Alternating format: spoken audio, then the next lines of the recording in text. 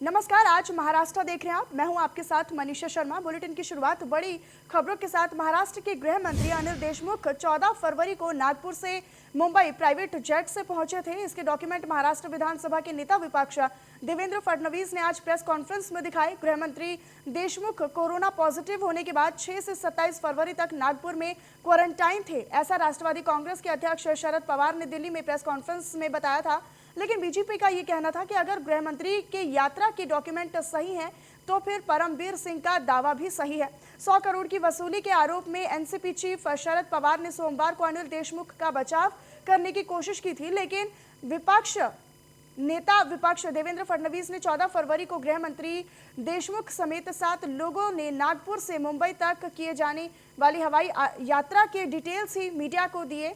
15 से 27 फरवरी तक जो भी बात सामने आ रही है वो ये कि गृह मंत्री देशमुख होम क्वारंटाइन थे, वो आइसोलेशन में नहीं थे।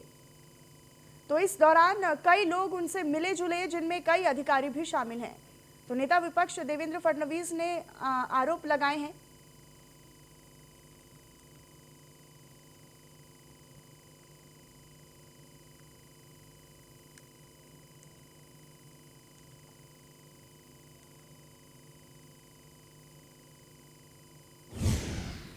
महाराष्ट्र विधानसभा के नेता विपक्ष देवेंद्र फडणवीस ने प्रेस कॉन्फ्रेंस कर ठाकरे सरकार पर आरोप लगाए हैं। देवेंद्र फडणवीस ने ये कहा है कि महाराष्ट्र के पुलिस अधिकारियों के तबादलों के कालाबाजारी के संदर्भ में फोन टैपिंग कर सभी सबूत सीएम उद्धव ठाकरे को दिए जाने के बाद भी कार्रवाई नहीं की गई। इस मामले की सीबीआई जांच की मांग को लेकर देवेंद्र फडणवीस केंद्रीय गृह सचिव से मिलकर उन्हें सारे सबूत देने वाले हैं। महाराष्ट्र के डीजी इंटेलिजेंस द्वारा तबादलों के रैकेट के संदर्भ में दी गई रिपोर्ट को नजरअंदाज किए जाने का आरोप भी फडणवीस ने सीएम ठाकरे पर लगा दिया है।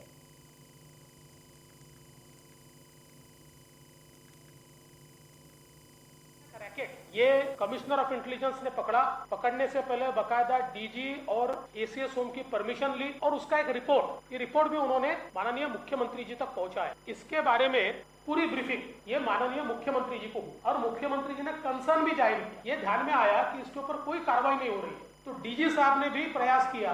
आश्चर्य की बात ये हुई कि मुख्यमंत्री जी के यहाँ से वो रिपोर्ट गृह मंत्री जी के यहाँ चली और उसके बाद इसके ऊपर कार्रवाई होना दूर, कार्रवाई किस पर हुई? कार्रवाई हुई।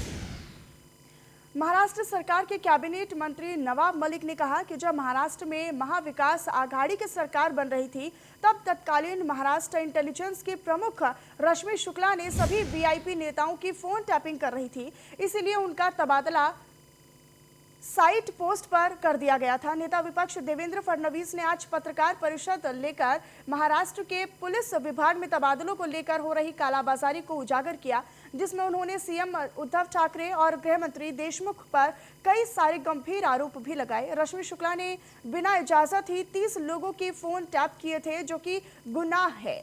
जिस वक्त महाराष्ट्र में महाविकास आघाड़ी सरकार बन रही थी तब रश्मि शुक्ला सभी के फोन टैप कर रही थी। रश्मि शुक्ला बतौर बीजेपी की एजेंट काम कर रही थी। वहीं नवाब मलिक ने यह भी दावा किया है कि जिस रिपोर्ट का हवाला देकर फडणवीस आरोप लगा रही हैं उसमें बताए गए 80% तबादले हुए ही नहीं, किया गया टैपिंग गैर कानूनी था, इसलिए सजा के तौर पर रश्मि शुक्ला को नया पद निर्माण कर उनका वहां पर तबादला किया गया।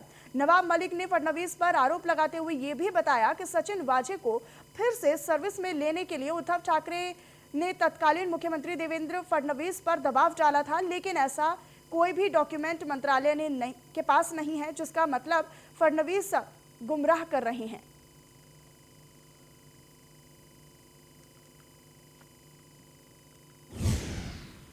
मुंबई से खबर, जहां पर एनसीपी के अध्यक्ष शरद पवार ने प्रेस कॉन्फ्रेंस की और प्रेस कॉन्फ्रेंस के जरिए परमबीर सिंह के दावे को उन्होंने खारिज किया। तो मुंबई में एनसीपी के अध्यक्ष शरद पवार ने एक प्रेस कॉन्फ्रेंस के जरिए परमबीर सिंह के दावों को खारिज करते हुए स्पष्ट ये किया कि गृह मंत्री अनिल देशमुख इस्तीफा नहीं देंगे। उनके बाद शिवसेना नेता सांसद संजय राउत ने यह भी साफ किया कि शरद पवार द्वारा निभाई गई भूमिका ही राज्य सरकार की भी भूमिका है। शिवसेना नेता और सांसद संजय राउत ने कहा कि अगर एक खत को लेकर राज्य के सीएम और गृह मंत्री को इस्तीफा देना पड़ रहा है तो राज्य सरकार यानी कि काम ही नहीं कर पाएगी। संजय राउत ने आगे कहा कि गृह मंत्री अनिल देशमुख के इस्तीफे के बारे में शरद पवार द्वारा निभाई गई भूमिका सरकार की भूमिका है। साथ ही साथ संजय राउत ने यह भी कहा कि गुजरात के पुलिस अधिकारी संजीव भट्ट द्वारा लिखे गए पत्र में कई गंभीर आरोप भी लगाए गए थे।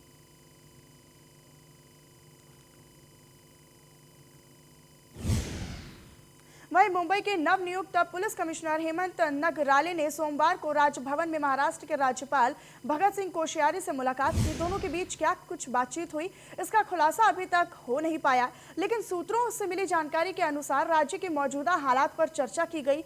हालांकि अभी तक इसकी पुष्टि नहीं हो पाई है। राजनीतिक गहमागहमी के बीच मुंबई के पुलिस आयुक्त परमबीर सिंह को उनके पद से हटाकर महानिदेशक होमगार्ड जैसी कम महत्वपूर्ण जिम्मेदारी सौंप दी गई है। उनके स्थान पर अब तक राज्य के पुलिस महानिदेशक की जिम्मेदारी संभाल रहे हेमंत नगराले को मुंबई का पुलिस आयुक्त बनाया गया है। इस परिवर्तन को विपक्षी दल बीजेपी द्वारा लगातार बनाए गए दबाव का परिणाम माना जा रहा है।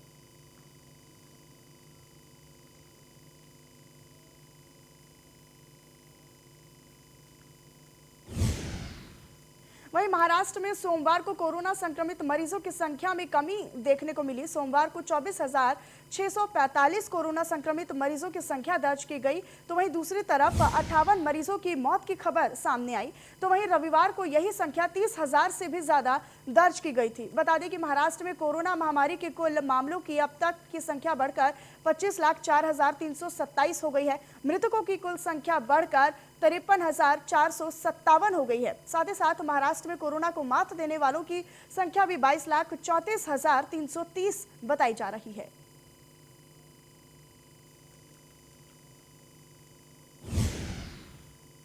वहीं मुंबई में कोरोना की दूसरी लहर लगातार बेकाबू होती नजर आ रही है। कोरोना संक्रमितों का ग्राफ लगातार तेजी के साथ बढ़ रहा है। महज एक ही महीने में एक्टिव मरीजों की संख्या 216% तक बढ़ गई है। फरवरी के दूसरे हफ्ते से कोरोना के नए मामलों में इजाफा दिखाई दिया। अब रोजाना मुंबई में 3,000 से भी ज्यादा मामले सामने आ रहे हैं। बता दें कि सोमवार को मुंबई में 3,260 नए मामले दर्ज हुए, जिसके चलते अब टेस्टिंग का जो ग्राफ है वो 25,000 तक पहुंच गया है। बीएमसी के प्रमुख अस्पतालों के संचालक डॉक्टर रमेश भारमल ने बताया कि पिछले साल की तुलना में भले ही ज्यादा मरीज मिल रहे होंगे, लेकिन इसमें 80% से भी ज्यादा मरीज बिना लक्षण वाले हैं। हालांकि जिस तेजी के साथ मरीज पहले से डिस्चार्ज हो रहे हैं, उनकी गति नए मरीजों के मुकाबले काफी कम है। इसलिए एक्टिव मरीजों का जो ग्राफ है वो लगातार बढ़ रहा है। बिना लक्षण वाले मरीजों को आइसोलेट किया जा रहा है। मुंबई की स्थिति फिलहाल भयावह नहीं है।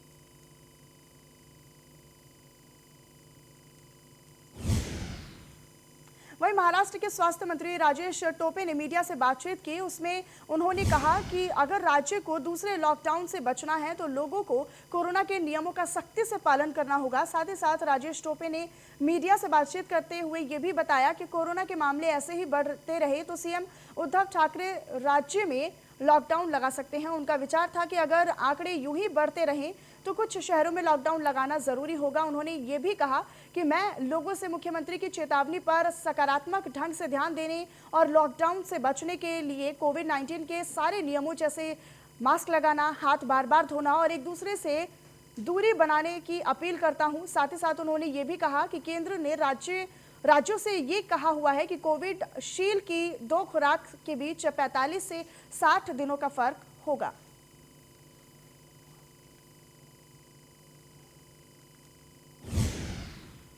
और मुंबई के दादर इलाके की सब्जी मंडी में अचानक की गई कोविड-19 की जांच में 7 लोग कोरोना वायरस से संक्रमित पाए गए। बीएमसी के एक अधिकारी ने मंगलवार को बताया कि दादर रेलवे स्टेशन के पास कुल 67 रेहड़ी पटरी वालों की सोमवार को रैपिड एंटीजन की गई, जिसमें से 7 लोग संक्रमित पाए गए हॉकर्स को क्वारंटाइन केंद्र भेज दिया गया है। बीएमसी ने पिछले हफ्ते घोषणा की थी कि वो बाजार, शॉपिंग मॉल, बस अड्डे, रेलवे स्टेशन आदि भीड़भाड़ वाले स्थानों पर रैपिड एंटीजन शुरू करेगी। और बीएमसी के अधिकारियों ने 2 दिन पहले ही मीनाताई ठाकरे बाजार में फूल बेचने वालों की भी जांच की थी, लेकिन उसमें से कोई भी संक्रमित नहीं पाया गया था।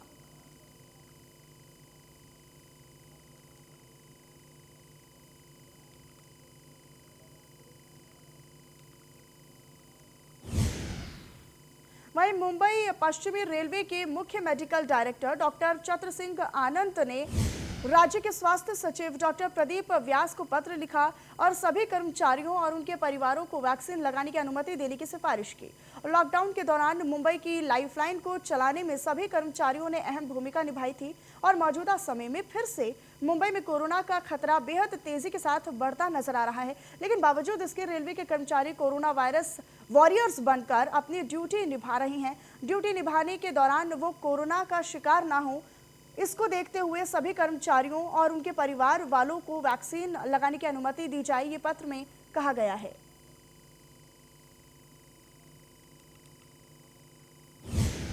रुक करेंगे आगे की खबरों का। मुंबई से सटे पालघर जिले में साधुओं की मॉब लिंचिंग में हुई हत्या के मामले को अब 1 साल पूरा ही होने जा रहा है। 16 अप्रैल 2020 को पालघर जिले के गढ़चिंचले में ग्रामीणों ने 3 साधुओं और उनके ड्राइवर की पीट कर हत्या कर दी थी। निरंजनी अखाड़ा के प्रमुख और बागंबरी पीठ प्रयागराज के उत्तराधिकारी स्वामी आनंद गिरी ने चेतावनी दी है कि आनंद गिरी महाराज का ये कहना है कि पालघर की घटना को 1 साल होने को है और इस 1 साल में जितने भी लोगों को गिरफ्तार किया गया था उन सभी को रिहा कर दिया गया। सरकार ने मामले को गंभीरता से नहीं लिया। उन्होंने ये भी बताया कि उन्हें इस बात पर बेहद आश्चर्य है कि जिन लोगों पर गंभीर धाराएं लगाई गई थी फिर भी उन सभी को जमानत मिल गई। इस पूरे मामले की जांच कर रहे विजय पवार पर सवाल उठाते हुए आनंद गिरी ने कहा कि सरकार के दबाव में पवार ने निष्पक्ष जांच नहीं की, जिसके कारण मामले में सभी 115 आरोपियों को न्यायालय ने जमानत दे दी है। आनंद गिरी महाराज ने पालघर मामले की जांच SIT या फिर CBI से कराने की मांग की है। इस घटना के आरोपियों के खिलाफ महाराष्ट्र की सरकार यानी ठाकरे सरकार ने कड़ा कदम नहीं उठाया तो देश भर के साधु संत मुंबई में आंदोलन करेंगे।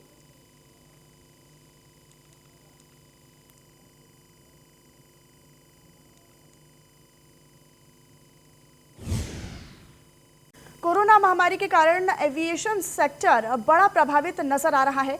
AAI यानी भारतीय विमानपत्तन प्राधिकरण की ताज़ा रिपोर्ट के अनुसार देश की आर्थिक राजधानी मुंबई के एयरपोर्ट से हवाई यात्रा करने वाले यात्रियों की संख्या 80.6% घट गई है। सबसे ज़्यादा 91.9% इंटरनेशनल और 76.4% घरेलू हवाई यात्रा घटी है, जबकि विश्व प्रसिद्ध शिरडी के साईं बाबा के दर्शन करने वाले 91% एयर ट्रैवलर कम पहुंचे हैं। साथ ही साथ आपको ये भी बता दें कि घरेलू हवाई यात्रियों की संख्या में भी भारी कमी देखी गई। बता दें कि पिछले साल अप्रैल से जनवरी के बीच में 4,61,329 लोगों ने शिरडी एयरपोर्ट से एयर ट्रैवल किया था, जबकि इस साल सिर्फ 41,342 लोगों ने शिरडी एयरपोर्ट से यात्रा की है।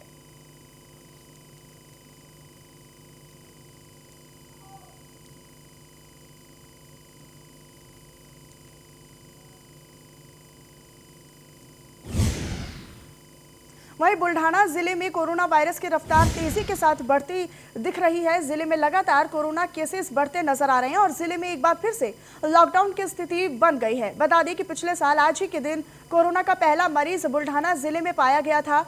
अन्य शहरों की तुलना में बुल्ढाना जिले में कोरोना संक्रमण कम था, फिर भी पिछले 1 साल में 236 लोग कोरोना में अपनी जान गंवा चुके हैं और 30,000 नागरिक कोरोना संक्रमित हो गए हैं। बता दें कि साल भर बुल्ढाना कोरोना का एक हॉटस्पॉट था, लेकिन पिछले 3 महीनों में जैसे जैसे संक्रमण कम हो रहा था, लोगों में राहत थी, लेकिन एक बार फिर से कोरोना अपनी रफ्तार बढ़ा रहा है और बुल्ढाना जिला फिर से लॉकडाउन की कगार पर है।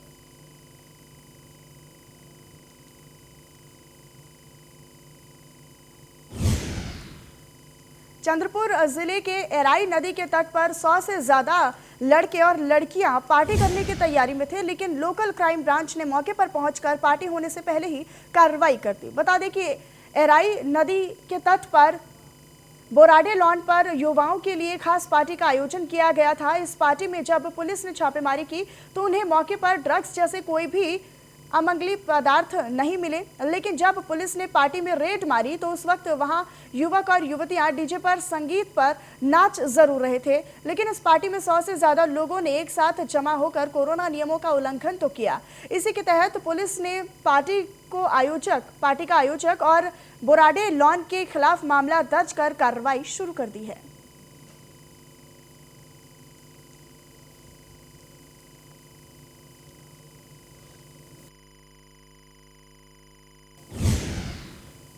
वहीं गढ़चिरौली के बीहड़ इलाकों में 4 नक्सलियों ने मंगलवार को पुलिस के सामने हथियार डालकर समर्पण कर दिया, यानी सरेंडर कर दिया। इसमें एक नक्सल जोड़ा भी शामिल था। चारों नक्सलियों पर करीब 22 लाख रुपए का महाराष्ट्र सरकार ने इनाम भी रखा हुआ था। सभी ने नक्सली रहते दर्जनों आपराधिक घटनाओं को अंजाम दिया। मिली जानकारी के मुताबिक दिनेश, नकुल, नीला, ऋषि कुमरे और शरद ने गढ़चिरौली एसपी अंकित गोयल के सामने समर्पण किया है। समर्पण करने वाले नक्सलियों को गुलदस्ता देकर अफसरों में मुख्य धारा में लौटने पर स्वागत भी किया गया। बता दें कि 2019 से 2021 की अवधि में गढ़चिरौली में कुल 37 नक्सलियों ने हथियार छोड़ा है, जिसमें से 4 डीवीसी, 2 दलम कमांडर और 2 उप दलम कमांडर और साथ ही 28 सदस्य और एक जन मिलिशिया नक्सली सदस्य शामिल है। गढ़चिरौली में पुलिस को लगातार कामयाबी मिल रही है। डीआईजी संदीप पाटिल और एसपी अंकित गोयल लगातार नक्सलियों की घर वापसी की कोशिश कर रहे हैं।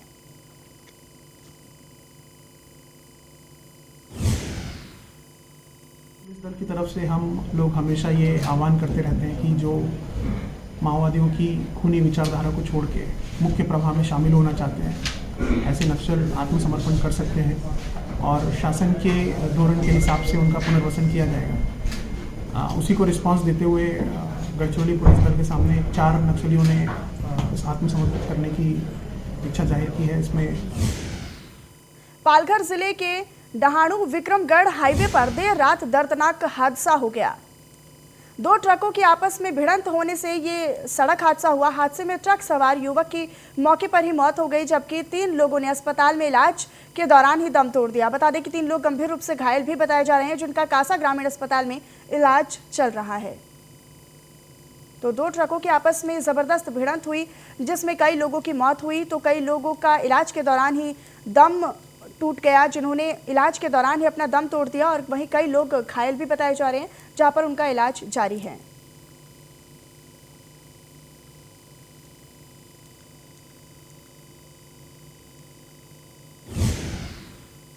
वहीं मुंबई पुणे एक्सप्रेस वे पर सुबह 7 बजे के करीब 2 ट्रकों में आपस में भिड़ंत हो गई। हादसे में एक की मौके पर ही मौत हो गई, जबकि दूसरा व्यक्ति गंभीर रूप से घायल बताया जा रहा है, जिसे इलाज के लिए नजदीकी अस्पताल ले जाया गया। हादसा पुणे के रास्ते रसायनी पुलिस स्टेशन की सीमा के अंदर हुआ है। आरिफ शेख नाम का एक ट्रक ड्राइवर ट्रक को रोककर टायर ठीक करने और टायर चेक करने के लिए वाहन के नीचे जा रहा था, तभी दूसरे ट्रक ने अचानक उसके ट्रक को टक्कर मार दी। ट्रक की जोरदार टक्कर से आरिफ शेख के पहिए के नीचे आ गए, और जिससे कि आरिफ शेख की मौके पर ही मौत हो गई। हादसे में दूसरे ट्रक चालक का यानी संतोष कुमार गुप्ता गंभीर रूप से घायल भी बताया जा रहा है, जिसका इलाज MGM कामोठे में चल रहा है।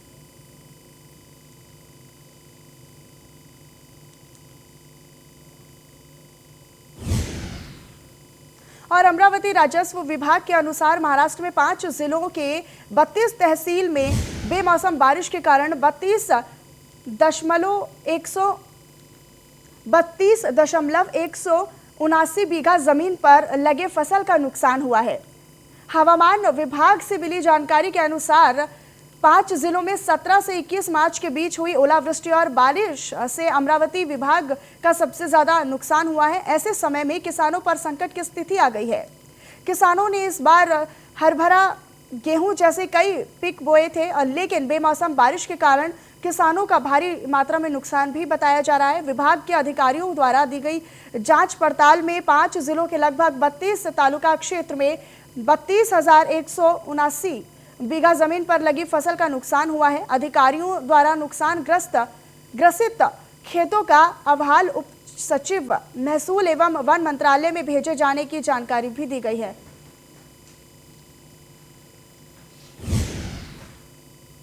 अमरावती जिले के अंजन गांव सुरजी शहर में बिजली की चोरी पकड़ने के लिए गए बिजली विभाग के इंजीनियर संदीप गुर्जर और कर्मचारियों के साथ ही स्थानीय लोगों ने मारपीट की।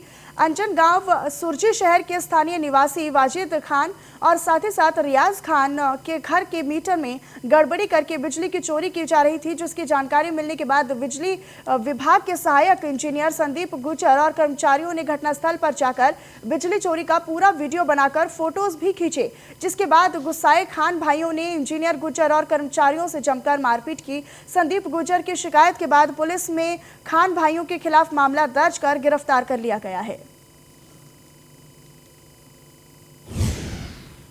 मुंबई महानगर के बीचों बीच बहने वाली मीठी नदी के जल से ही अच्छे दिन लौट सकते हैं। मिली जानकारी के अनुसार नदी की सफाई के लिए बीएमसी अब विदेश टेक्नोलॉजी का इस्तेमाल करेगी। इसके लिए नीदरलैंड से टक्सर मशीन और स्वीडन से सिल्ट पुशर मशीन लाई जाएगी और टक्सर मशीन नदी में कचरे की सफाई करेगी, जबकि सिल्ट पुशर मशीन नदी में कोने कोने की सफाई करेगी। बता दें कि बीएमसी को उम्मीद है कि इन मशीनों से साफ सफाई के बाद भारी बारिश में भी मीठी नदी का पानी आसपास के इलाकों में नहीं घुसेगा। नीदरलैंड और स्वीडन से आई दोनों मशीनों का सफल प्रयोग केरला में हो चुका है, इसीलिए इन मशीनों का नदी की सफाई में इस्तेमाल करना ठेकेदारों के लिए अनिवार्य किया गया है। मीठी नदी में नीचे काफी ज्यादा कचरा जमा है, लेकिन जब बारिश होती है तो नदी उफान पर आ जाती है और पानी सड़कों पर एवं लोगों के घरों तक आ जाता है। राज्य के पर्यावरण मंत्री आदित्य ठाकरे ने निर्देशन दिया और उनके निर्देशन पर बीएमसी नदी के आसपास रहने वालों को बाढ़ से छुटकारा दिलाने के लिए कोशिश कर रही है।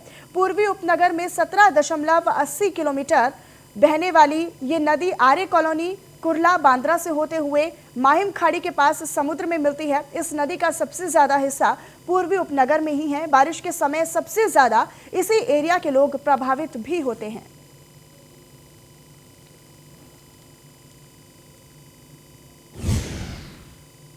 मराठवाड़ा में ओलावृष्टि की वजह से किसानों की फसलें अब बर्बाद हो गई हैं। किसानों को अब पंचनामा करना जरूरी है। मराठवाड़ा में अब तक पंचनामे शुरू नहीं हुए थे। जिलाधिकारी सरकार के आदेश की राह देख रहे हैं और पूर्व मंत्री और बीजेपी विधायक बबन राव लोणीकर ने ये कहा कि जिलाधिकारी और महसूल प्रशासन को सरकार के आदेश की जरूरत नहीं है। आपातकालीन परिस्थितियों में जिलाधिकारी पंचनामे के आदेश दे सकते हैं और 48 घंटे के अंदर सरकार की रिपोर्ट करना भी अनिवार्य है।